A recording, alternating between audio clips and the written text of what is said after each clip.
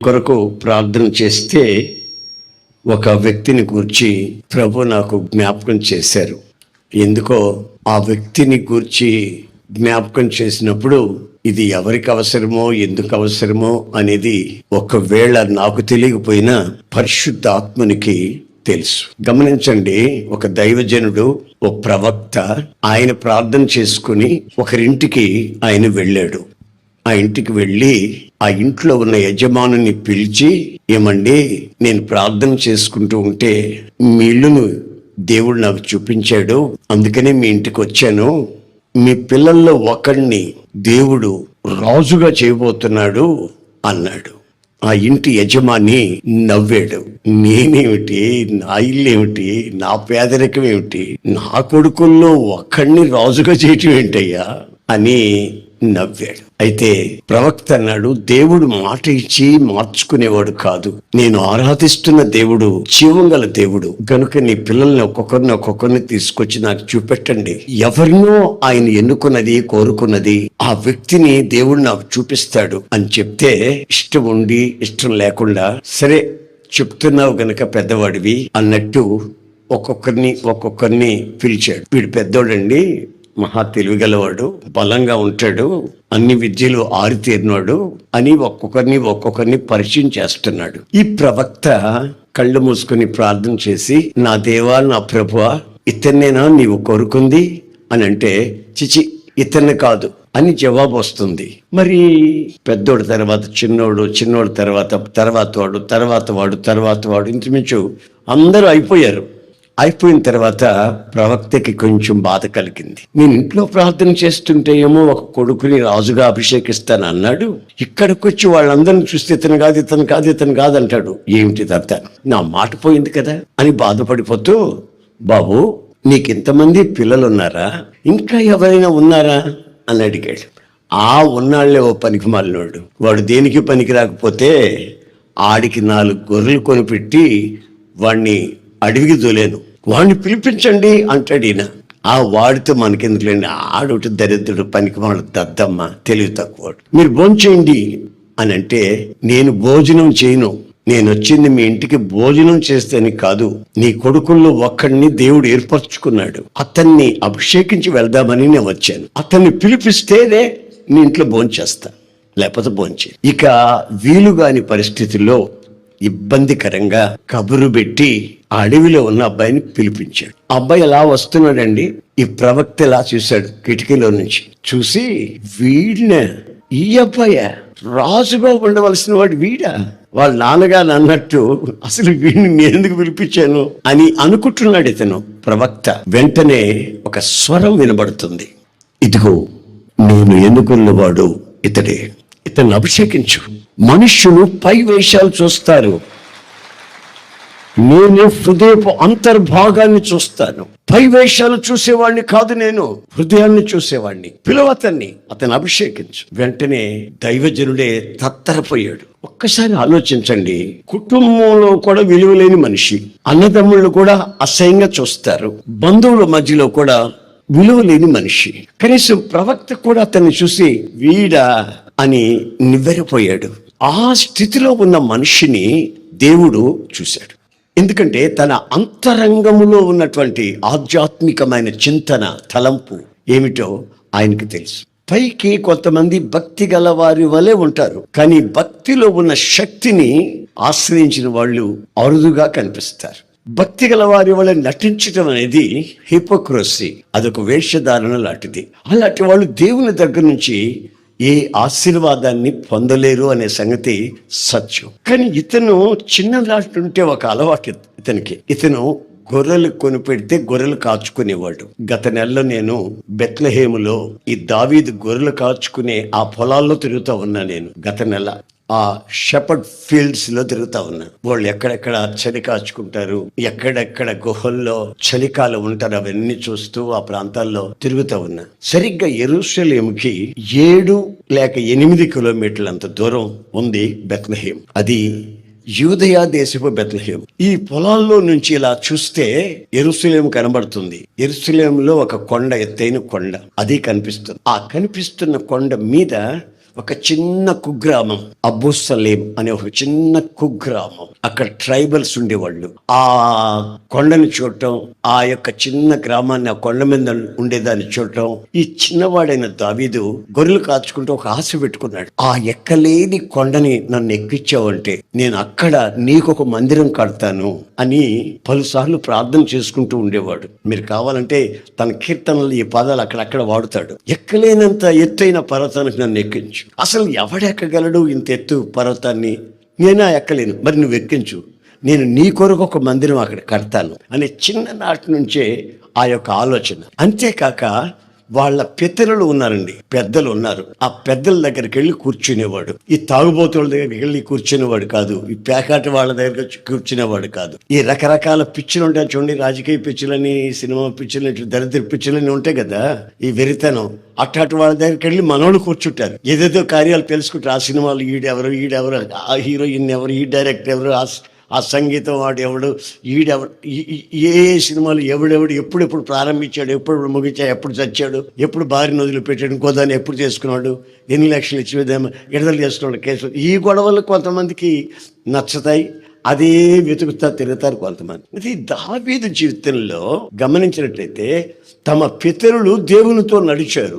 ఆ నడిచిన సంభవాలన్నిటినీ కూడా అడిగి తెలుసుకునేవాడు. తాతయ్య, మీ ఎదుట ఎర్ర సముద్రం 2 పాయలైపోయిందంటగా, అది ఎలాగైంది?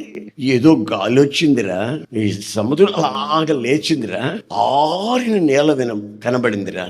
తాతయ్య, అక్కడ పీతలు కనబడలేదా మీకు? చేపలు కనబడలేదా? అసలు బురద కూడా లేదా తాతయ్య? లేదురా, ఆరిన నేలలా వచ్చిందిరా.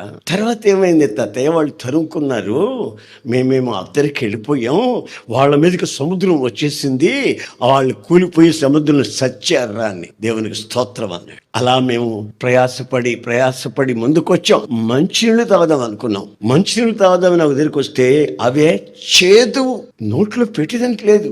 అప్పుడు ఏం చేశామంటే మా నాయకుడు ఒక కొమ్మ ఇరిసి దాంట్లో వేశాడురా. అబ్బో, ఆ నీళ్లు, చేదుగా ఉన్న నీళ్లు మధురమైపోయారా. తర్వాత ఏం జరిగింది తాతయ్య?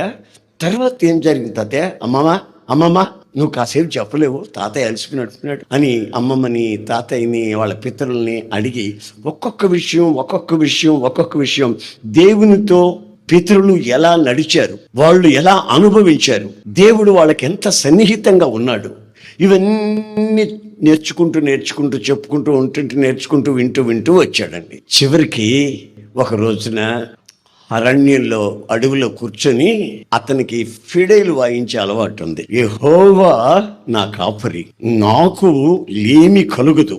ఇక గొర్రెల కాపరులందరూ వచ్చి యెహోవా అంటే ఎవర్రా అన్నారు. ఎవరో నాకు తెలియదు, మరి మా తాతయ్య దేవుడంట, మా అమ్మమ్మ దేవుడంట, వాళ్ళతో నడిచినప్పుడు వాళ్ళకి ఏ కొతువా రాలేదంట.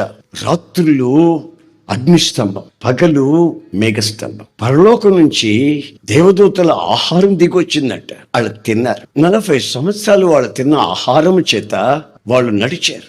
కాళ్ళు వాసిపోలేదు, వాళ్ళ బట్టలు కూడా చిరిగిపోలేదట. ఇంత అద్భుతం చేసిన ఆయన్ని నేను కాపరిగా నిర్ణయించుకున్నాను. ఆయన ఎప్పుడైనా చూసేవా? చూడలేదు, మా తాతయ్య చెప్తే వినడమే. బైబిల్ ఏమంటుందంటే వినుట వలన విశ్వాసం కలుగుతుంది. చప్పలు కొట్టండి గట్టిగా. హల్లెలూయా. వినుట వలన ఏం కలుగుతుందండి? ఏమి వినాలి? సినిమా కథలు కాదు, ఈ పనికి మాలిన సీరియల్స్ కాదు వినాల్సింది, రాజకీయాలు కాదు వినాల్సింది.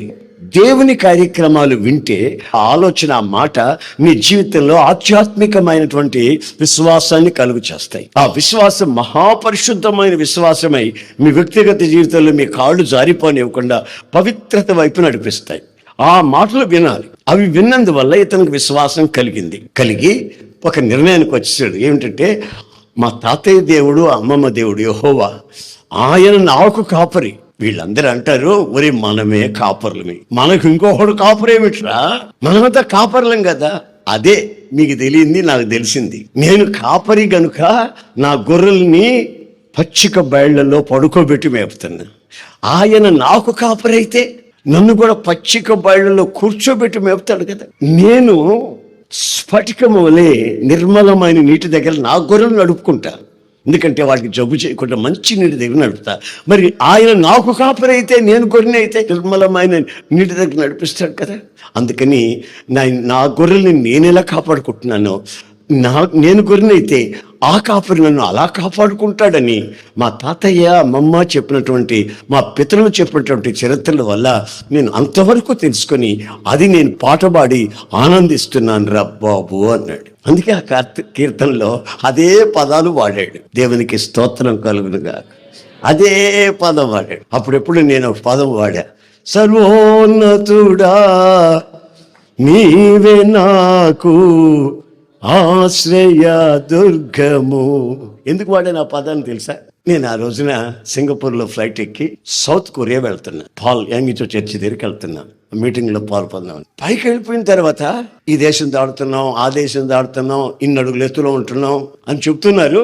శుభ్రంగా నేను కూర్చున్న దగ్గరికే తీసుకొచ్చి భోజనంలో అరేంజ్మెంట్ చేశారు. చక్కటి భోజనం పెట్టారు, ట్రే తీసుకొచ్చి పెట్టారు. అప్పుడు నాకు అనిపించి ఇంత ఎత్తులో ఎగిరిపోతూ ఉంటే ఇక్కడ రాజభోజనం నుంచి పెట్టారు రా బాబు, వీళ్ళు డబ్బులుగానే అడుగుతారేమో అనుకున్నా. తర్వాత పక్కన ఆయన అన్నాడు, డబ్బులు అడగరు, టికెట్లోనే ఉన్నాయి ఇవన్నీను, తినేయమన్నాడు. అప్పుడు ఆ ఆహారం తినేసా. తిన్న తర్వాత నాకు సంతోషం ఎక్కువైపోయి, ఇక్కడ ఉంటేనే ఈ సంతోషం, ఈ ఆనందం అయితే మరి సర్వోన్నతుడు అని నీ దగ్గర నేను ఉంటే అది ఎలా ఉంటుందని ఊహించి ఆ పదాన్ని అక్కడ ఉపయోగించడం జరిగింది. అలాగే దావీదు కూడాను తను విన్న విషయాన్ని, తన పితరులు అనుభవించిన విషయాన్ని విని విశ్వసించి దానిని తన పాటల్లోకి తీసుకొని వచ్చి ఆ పాడుకోవటం ఆయన అలవాటుగా మారింది. ఆయన లేమి కలగదు అంటున్నావేమో, నేను విన్నాను కనుక నాకు తెలుసురా, కాస్త నోరు మూయండిరా బాబు అంటే పెద్ద భక్తుడు లేవోయ్ అన్నారు. ఇప్పుడు కూడా మనం కూడా కాస్త భక్తిగా ఉంటే మన చుట్టూ ఉండేవాళ్ళు అనే మాటలు ఇవే. వాళ్ళ సినిమాలు చుట్టూ తిరుగుతారు, మానుకోరు.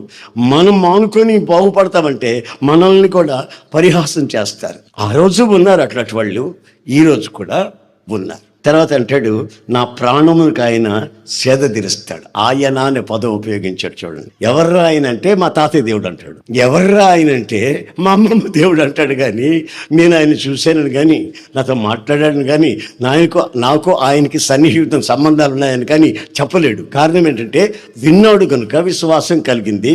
ఆ విశ్వాసపు ఒప్పుకోలు, ద ఫెయిత్ కన్ఫెసింగ్ అని ఈ మాటలంతా చెప్పుకుంటూ నీతి గల మార్గాల్లో ఆయన నన్ను నడిపిస్తాడు అని చెప్పుకుంటూ వస్తుంటే దేవుడు ఈ పాటను విని ఆయన ఒప్పుకోలే. ఏమిట్రా నువ్వు పాడే పాట నాకు నచ్చలేదన్నాడు. ఎవరో దేవుడు, మన దేవుడు ఎవరో తెలుసా? మన మాట ఆలకించేవాడు, మన పాట ఆలకించేవాడు. ఆమేన్. ఒక చెట్టు ముందు నిలబడి మాట్లాడామనుకో, చెట్టు ఆలకిస్తా.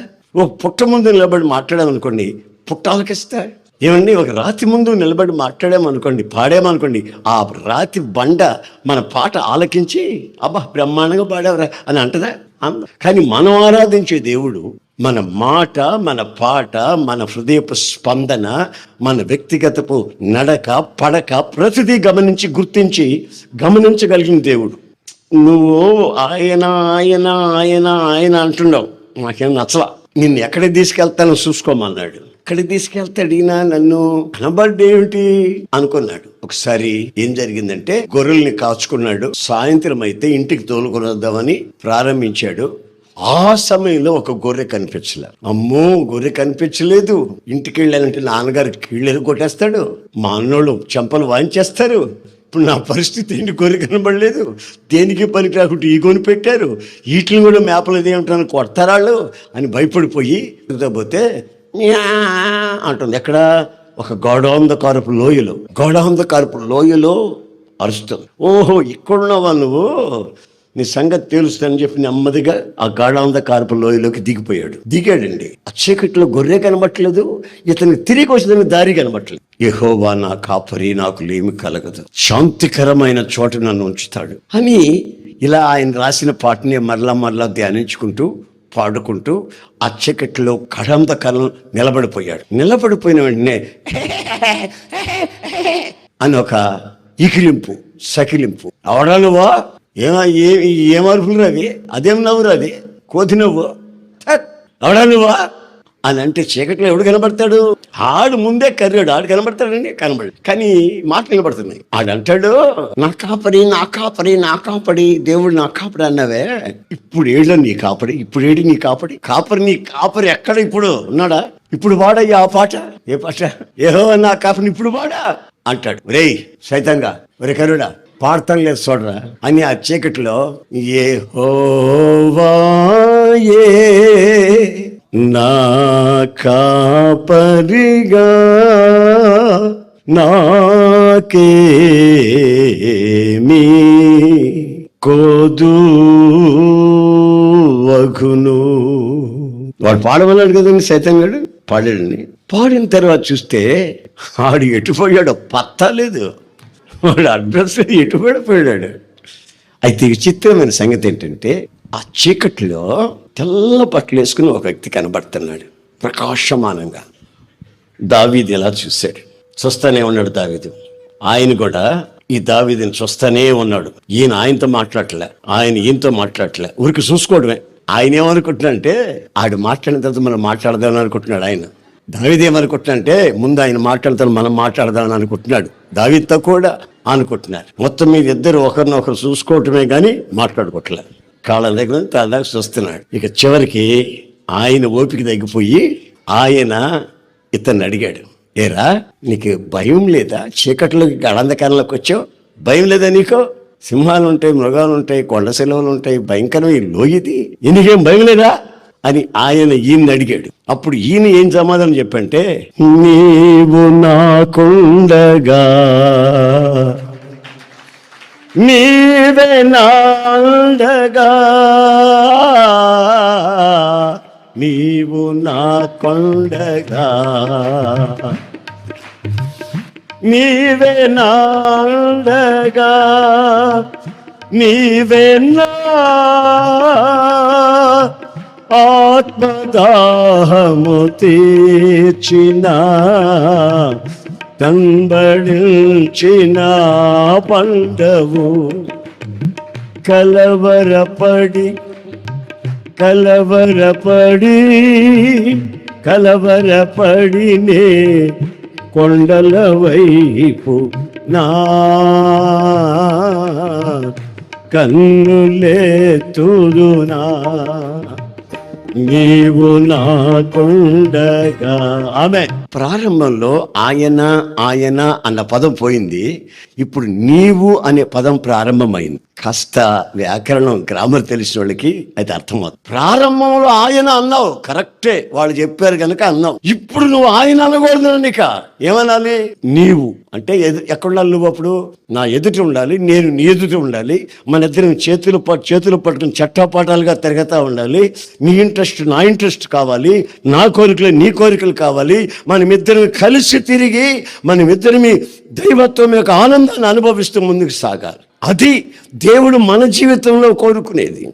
అందుకే ఒక్కొక్కసారి మనల్ని గడాంధకారపు లోయల్లోకి తీసుకెళ్ళిపోతాడు. పెద్ద భక్తురాలు వెళ్ళమ్మా, పెద్ద భక్తుడు వెళ్ళయ్యా, వాళ్ళు చెప్పారు వీళ్ళు చెప్పారు అంటున్నావు, కుదరదు. ఇక నీవంటూ ఒక ప్రత్యేకమైన విజన్, దర్శనం కలిగి నీవు జీవించు. అప్పుడు ఎన్ని శోధనలు రానివ్వండి, ఎన్ని కష్టాలు రానివ్వండి, ఎన్ని సమస్యలు రానివ్వండి, నువ్వు ఆయన విడిచిపెట్టి ఒక క్షణం ఉండలేవు. ఇప్పుడు దేవునికి ఓ మనిషికి సన్నిహితమైన సంబంధం కలిగినప్పుడు అది ఇతరులకు తెలవాలి, అది పబ్లిక్ కన్ఫెస్ గా మారాలి, ప్రతి ఒక్కరు గుర్తించాలి. హల్లెలూయా, హల్లెలూయా.